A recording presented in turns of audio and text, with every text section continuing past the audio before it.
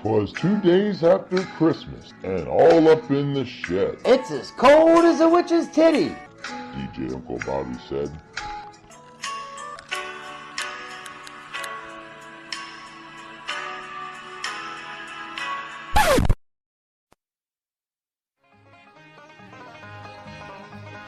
Here's a little story about a man with a shed. He was really bored, so this is what he said. Hey, you know what? I'm gonna get on the radio. So now in his shed, he does a funny show.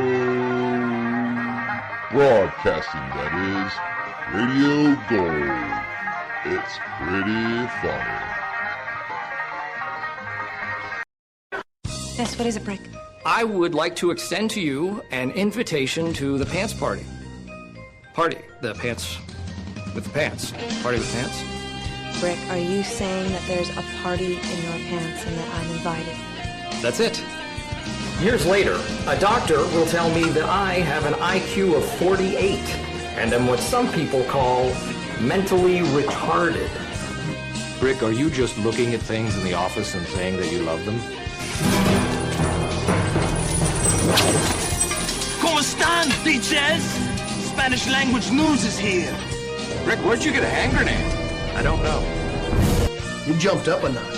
It did, didn't it? Yeah, I stabbed a man in the heart. Thinking of you, twigging up my appetite. Looking forward to a little afternoon delight. Rubbing sticks and stones together, make the sparks ignite. And the thought of loving you is getting so exciting. Sky rockets in flight. Woo! Afternoon delight. You guys have it, I think. A whale's vagina.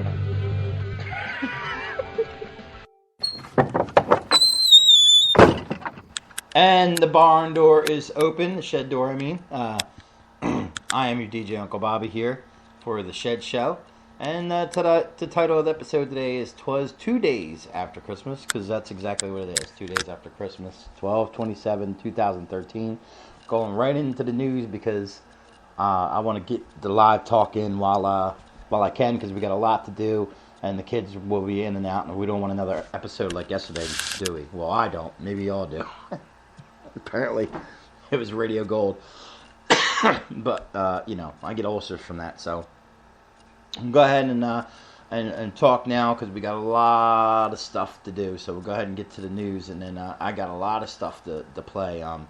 Some old classic clips, and some new stuff, new clips too as well, that I went and surfed on the net and found today on the internet today for you. So first things up, the news. A new news story for an old story. Everybody heard of War of the Worlds, of course. I know I have, being a big radio fan and everything. This story was very interesting to me. Of course, the story goes, one of the news story, one of the back when there was just radio and no TV, 1938 or whatever it was, they put this broadcast out, and supposedly people didn't, it was a show, it was made to be a show. I listened to it today, the whole episode, and it clearly says in the beginning what it is, and then in the end, what it is, and says it was clearly for entertainment purposes only, and blah blah blah. But somehow, according to the story, or at least the one I heard, is it caused mass panic. Now, Deborah Kelly, who published this December 27th of 2013, which is today, she says, War of the Worlds didn't cause mass panic.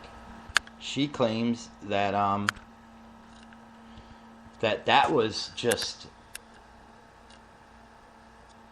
the I guess I have to read the story, but I read a little bit of it once. Let's see. War of the World has a dubious distinction of being the radio program that threw the country into mass panic in 1938. People fled their homes and took to the streets thinking that aliens had invaded. That's what I always heard. It's a great story about the power of fiction, but unfortunately, only a small percentage of the country's population even heard the original broadcast, and there was no mass panic in the streets. In an attempt to discredit the newfangled radio as a medium, newspapers. That's why I couldn't remember what the story said. It was the newspapers that they're the ones that greatly exaggerated the public's reaction, and that and it grew into a myth. You know what I mean? From there, but that's funny because if they did do that, newspapers, honestly, they just helped it. They just helped the radio, and that's funny how, it's funny because newspapers, they say, are in trouble now, obviously, with the internet. But hell, they made it through radio, they made it through TV. If they can make it through that stuff, why can't they make it through the internet? You know what I mean? I'm just thinking that now. They got through all that stuff. Why can't they make it through internet? You know what I mean? They might have to adapt a little bit, but they can do it. Like put your newspaper online, which a lot of them do. Don't let them Huffington Post and all that get you. You know what I mean? The Inquirer, all you guys, the Philadelphia Inquirer and all that stuff. And you can have websites and everything, and then people who are into the computer can read what you printed out in the newspaper. Still print your newspapers, because there's people who just like to read, have that. They don't like that screen. The screen hurts a lot of people's eyes. Some people like read a good book or a good newspaper and like to get that feel in their hand and the old school. You know what I mean? So yeah, I mean, it's kind of a bummer though for me, like to find out that this possibly may not have happened, because it's a cool story how people. I always thought it was dumb though. How could that many people believe that? You know what I mean? And I also believe that it was made. They did it on purpose. And it kind of sounds like that. I have a clip to play at the end of it. Of course, it was like 55 minutes long, so I had to cut it way down. You know what I mean? It's like now it's like a 7-8 minute long clip. Speaking of which, we are probably running out of time already. Oh, somebody's in chat. Who's that? Kimmy! She says, hey, Kimmy. Talking to her on Skype as well. Shout out to Kimmy. I was going to be in her area, but now she's apparently moved already, so I'm not going to see her. But I'll be in Philly for Christmas Eve. I mean, not Christmas.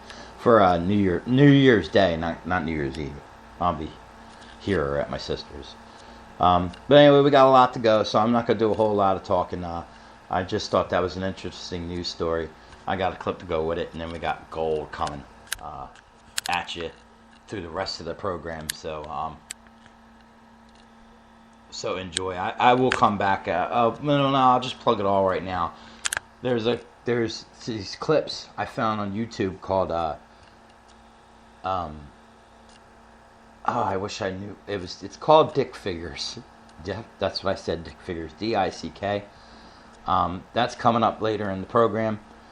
It's by like Mobo, I forget, but you just go Dick Figures and it'll come up all their stuff in the actual channel that it is and everything. So these are gold, and it was good, funny clips, and I think they'll translate in the radio pretty well. Speaking of translating the radio, here's a clip of the War of the Worlds. Did it or did it not cause mass panic? Well, I guess the world will really never know. Ladies and gentlemen, here is the latest bulletin from the Intercontinental Radio News. Toronto, Canada. Professor Morse of Macmillan University reports observing a total of 3 explosions on the planet Mars between the hours of 7:45 p.m. and 9:20 p.m. Eastern Standard Time. This confirms earlier reports received from American observatories. Now, nearer home, comes a special bulletin from Trenton, New Jersey. It is reported that at 8:50 p.m., a huge flaming object, believed to be a meteorite, fell on a farm in the neighborhood of Grover's Mill, New Jersey, 22 miles from Trenton. The flash in the sky was visible within a radius of several hundred miles, and the noise of the impact was heard as far north as Elizabeth. We have dispatched a special mobile unit to the scene, and we'll have our commentator, Carl Phillips, give you a word picture of the scene as soon as he can reach there from Princeton. In the meantime, we take you to the Hotel Martinet in Brooklyn, where Bobby Millett and his orchestra are offering a program of dance music.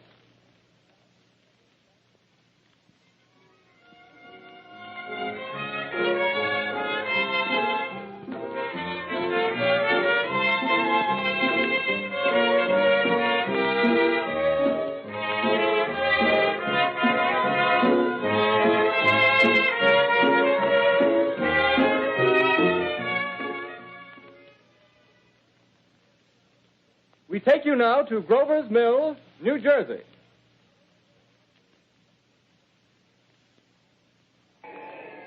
Ladies and gentlemen, this is Carl Phillips again, out at the Wilmot Farm, Grover's Mill, New Jersey. Professor Pearson and myself made the 11 miles from Princeton in 10 minutes. Well, I hardly know where to begin. To paint for you a word picture of a strange scene before my eyes, like something out of a modern Arabian Nights. Well, I just got here. I haven't had a chance to look around yet. I guess that's it. Yes, I guess that's the thing directly in front of me. Half buried in a vast pit.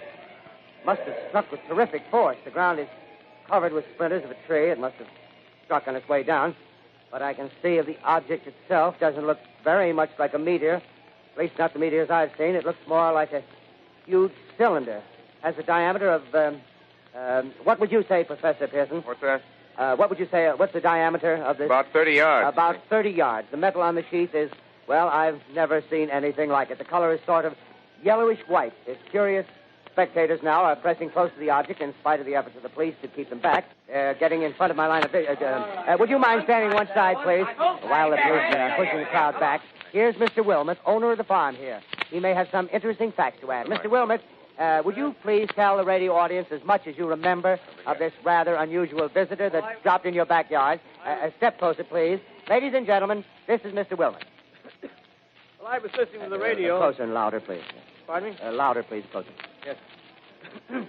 I was listening to the radio and kind of drowsing. That professor fellow was talking about Mars, so I was half dozing and half... Yes, Mr. Wilmot, and then what happened? Well, as I was saying, I was listening to the radio, kind of halfway. Yes, Mr. Wilmot, and then you saw something. Well, not first off. I heard something. And what did you hear? A hissing sound like this. Kind of like a 4th of July rocket. Yes, then what? I turned my head out the window and would have sworn I was asleep and dreaming. Yes? I seen a kind of greenish streak and then zingo.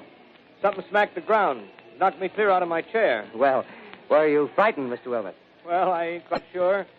I reckon I was kind of riled. Well, thank you, Mr. Wilmot. Thank you very much. In view of the gravity of the situation, and believing that radio has a responsibility to serve in the public interest at all times, we are turning over our facilities to the State Militia at Trenton. We take you now to the field headquarters of the State Militia near Grover's Mill, New Jersey. This is Captain Lansing of the Signal Corps, attached to the State Militia, now engaged in military operations in the vicinity of Grover's Mill. Situation arising from the reported presence of certain individuals of unidentified nature is now under complete control. The cylindrical object, which lies in a pit directly below our position, surrounded on all sides by 8 battalions of infantry, without heavy field pieces, but adequately armed with rifles and machine guns. All cause for alarm, if such cause ever existed, is now entirely unjustified. The things, whatever they are, do not even venture to poke their heads above the pit. I can see their hiding place plainly in the glare of the searchlights here. With all their reported resources, these creatures can scarcely stand up against heavy machine gun fire. Anyway, it's an interesting outing for the troops. I can make out their khaki uniforms crossing back and forth in front of the lights. Looks almost like a real war. There appears to be some slight smoke in the woods bordering the Millstone River. Probably fire started by campers. Well, we ought to see some action soon. One of the companies is deploying on the left flank. A quick thrust and it'll all be over. Now, wait a minute. I see something on top of the cylinder. No, it's nothing but a shadow. Now the troops are on the edge of the Wilmot Farm. 7,000 armed men closing in on an old metal tube. A tub, rather. Well, wait, that wasn't a shadow. It's something moving. Solid metal, kind of a shield-like affair rising up out of the cylinder. It's going higher and higher. What? It's standing on legs, actually rearing up on a sort of metal framework.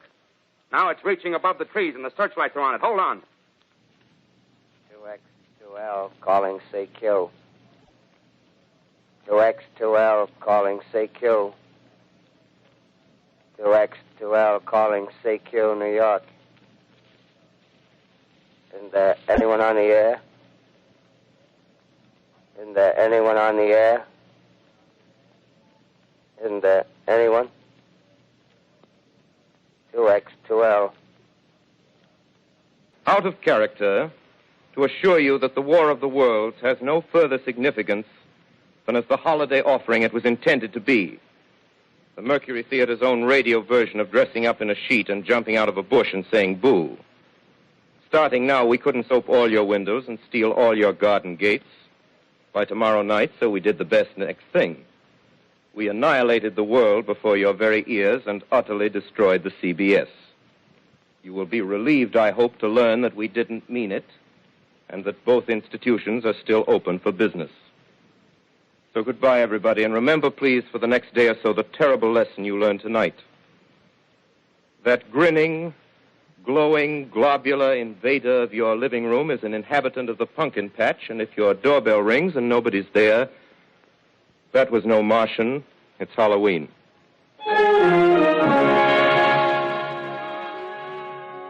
Tonight, the Columbia Broadcasting... And that was the gist of War of the Worlds. That supposedly now was not the big of a stink as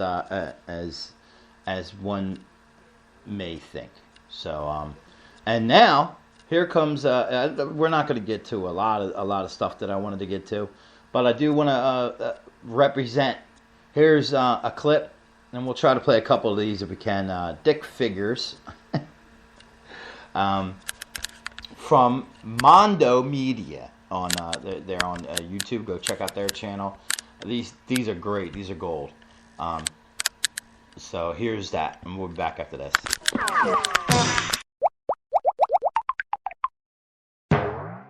What is wrong with your body? Hey, Blue, how you do? What is wrong with your voice? There ain't nothing wrong with my voice, shawty. You're making some weird sounds. Oh, that I swallowed a bee or something, maybe a robot frog, I don't know, but it sounds sick as fuck. Whatever, man. I got a serious problem. Yeah, girl, turn up the problems. Red! Sorry. No, really, I'm having girl problems. Then I feel bad for you, son. My girlfriend dumped me last night. Oh my God. Thanks, man. Yeah, I know, we were together a long time. A raccoon. Konnichiwa. Nature's ninja.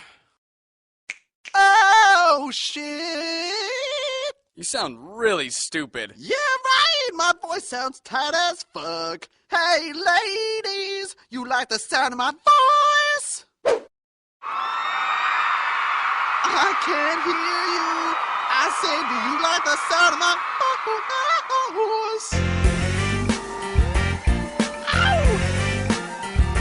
Blue, I just found you a new girlfriend and a girl for your girlfriend. And you can go home. Shorty, look at that ass crap. You're looking very pretty. Ah, fuck. You need to be with a grown-ass man. Yeah.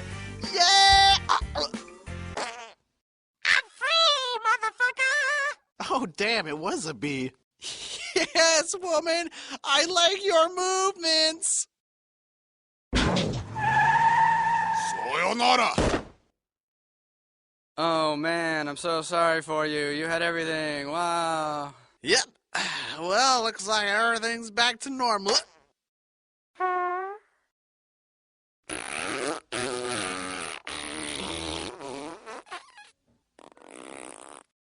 Why am I friends with you? 'Cause I'm awesome.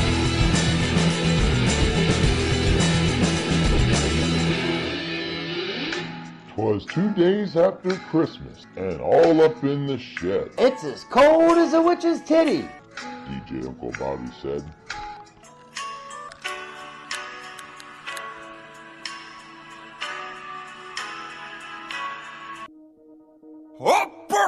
Bottles of artillery! Donald Trump versus bodies are Scrooge! Wake up, Scrooge! I'm about to like a Dickens of a dog on this lonely, homely little miserable grove. I'm like the star on a Christmas tree. You're like the star. I'm not known for my heart, but you're still getting drunk. You remind me of my ex-wife in a bikini, cause you disgust me. Keep your TB from Tiny Timmy away from me. Don't even touch me. I don't shake hands, I don't make fans. I ruin rappers faster than Scottish land. Even JC knows what a pimp I am. I got my name on the front of the business, man. My raps will haunt you, make you think you're going insane. You're about to get whooped by 3 MCs of the ethereal plane. So when the clock strikes, prepare to enter a world of Christmas pain. Cause I'm out, I got my own fucking problems, call me Toupee. How dare you disturb me when I'm napping in my chair? You're a crappy rap spitting apparition. I ain't scared of this random phantom. Hunt all you want, I don't care. I do not believe in ghosts and I don't believe that hair. Don't panic, Scrooge, but you're about to crash. I'm JP Morgan, the ghost of rich dudes past. Who's properly rocking the Monopoly mustache? You are on the railroad, I run these tracks. You got dumped on a bench, now you're pissed at the world. You should have made like Sebastian and kissed the girl. Because your greed is the curse that's gonna tear you apart. What good is your purse if you're poor in your heart? Ah, humbug, your raps don't unnerve me, they're atrocious. What frightens me the most is your gross ghost proboscis. Business and success, that's the life I've selected. So enough with your pictures from the past, I'm not affected. Well, you're about to be right now. I'm the ghost of what's right now. Just take a lesson from Easy. You're missing the point of an easy. There's more to life than you will, take it easy. Even I can make time for a easy. That's what's a friend on your wish list. Cause you don't know the spirit of Christmas. If you think that you would at this moment, then share your money with some of the homies. No, this isn't happening. Oh, this is maddening agony. Wait, actually hearkening back to the dead Donald Fletcher, I still am expecting a final specter. You're gonna die with no one to love you and no one to cry. Move by yourself on the bed of your death with a sense of regret on your last dying breath. You've chosen the path of a selfish man with tiny fingers and blood on your hand. The penance you pay for the way you behave is written as plain as a name on a tree. Are these the shadows of things that will be or things that may be only? If I depart from my course, can they change? Say it is thus with what you show me. I promise to mend my ways. A friend to all men is what I will become. It's Christmas. I haven't missed my chance to be different. God bless us every... Hold on! Who's there? You decide!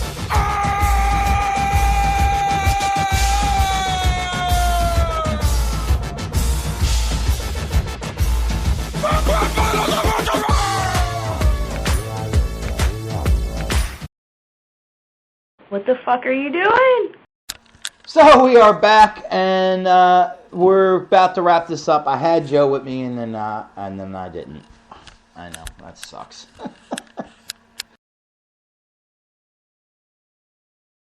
Start his computer, so I mean we'll probably do another one. I'll pretty much have the computer all day. So because I'm mad at my son because I had to break the door yesterday. It was stupid loud ass music. So, you know, we didn't get to everything anyway. So, like I said, we'll do a few of them. We'll bang these out in between throughout the day, and we'll have more gold coming to you. I want to try to gently wean ourselves off of the Christmas teat, and go back to normal. Holidays are pretty much over. You know, we might do a little New Year's special. I know Joe talked.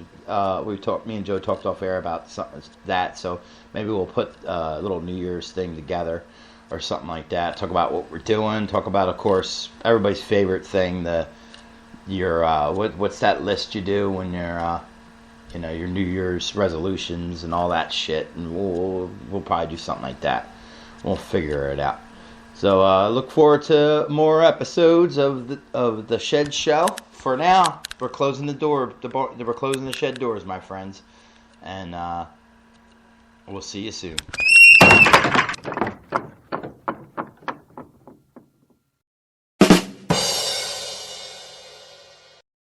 Ladies and gentlemen, for the first time ever, combining the 4-part harmony of Barbershop Quartet with the rapper Shaggy, please welcome the Ragtime Gals.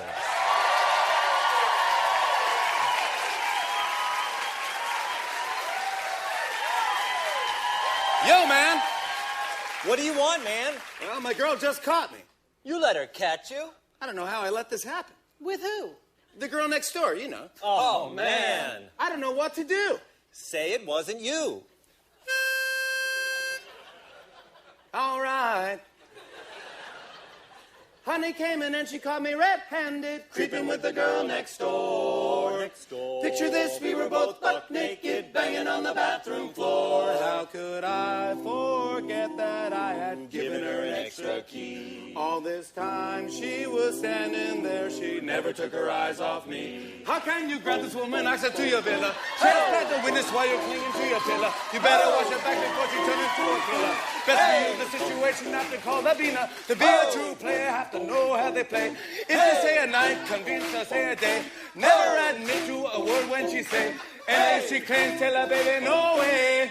It wasn't me. But she caught me on the counter. It wasn't me. Saw me banging on the sofa. It wasn't me. I even had her in the shower. It wasn't me. She even caught me on camera. She saw the marks on my shoulder. It wasn't me. Heard the words that I told her. It wasn't me. Heard the screams get louder. It wasn't me. She stayed until it was over.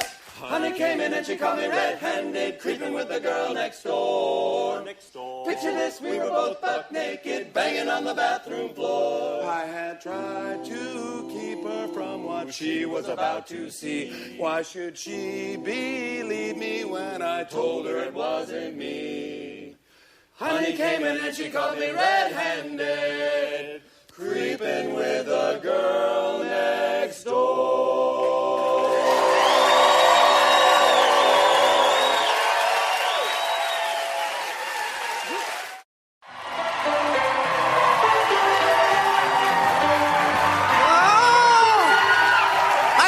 Jimmy, you know what I love, Jimmy? I love baseball. When we get to St. Louis, will you tell me the guys' names on the team so when I see them in that big St. Louis ballpark, I'll be able to know those fellas? All right, but you know, strange as it may seem, they give these ball players nowadays very peculiar names. Funny names. Nicknames, pet names. Now, on the St. Louis team, we have who's on first, what's on second, I don't know's on third. That's what I'm trying to find out. I'm telling you, who's on first, what's on second, I don't know's on third. Do you know the fella's names? Yes. And who's playing first? Yes. I mean the fellow on first base. Who? The fellow playing first base for St. Louis. Who? The guy on first base. Who's on first? Why are you asking me for? I'm not asking you, I'm telling you who is on first. You guys talking about me?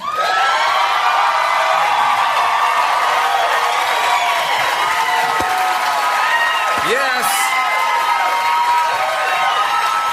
Yes. As a matter of fact, we are. This is who? How should I know? I never met the guy. Well, now you've met him. Met who? Yes. Look. Would you tell me your name? Who? You. Who? Him. Me? Yes. Who? What is your name? No. What's on second? This is who? That's what I'm trying to find out. All right, calm down, will you? Okay, listen. When I say hello to this fella right here, I'm saying hello to who? Hello, nice to meet you. See, now you're starting to get it. Get what? I'm right here.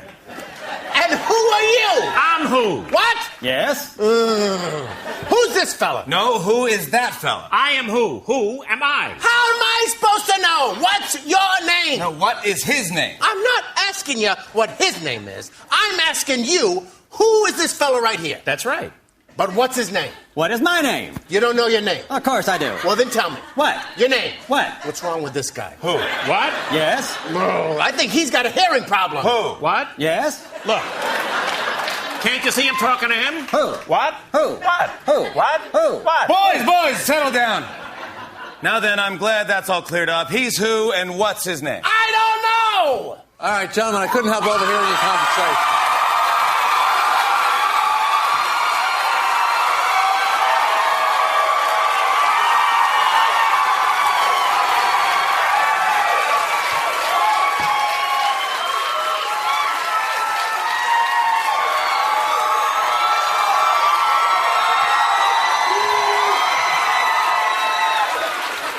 Look, it's very simple. This fella's actual name is who? W-H-O. And this fella's actual given birth name is what? W-H-A-T. Well, that clears it up. Why didn't you just say that in the first place? But wait, who are you? I don't know. Third base!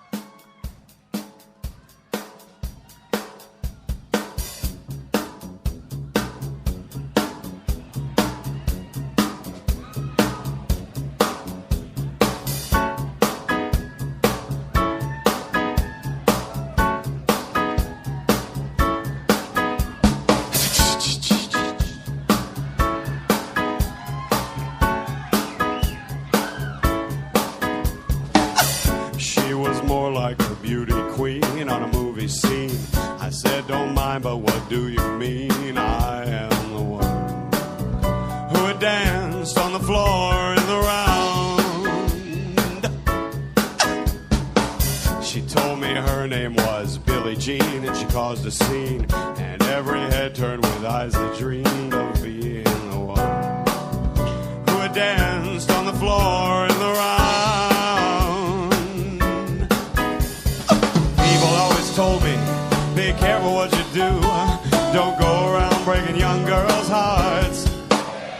But she came and stood right by me, and it smelled of sweet perfume. Be careful what you do when the lie becomes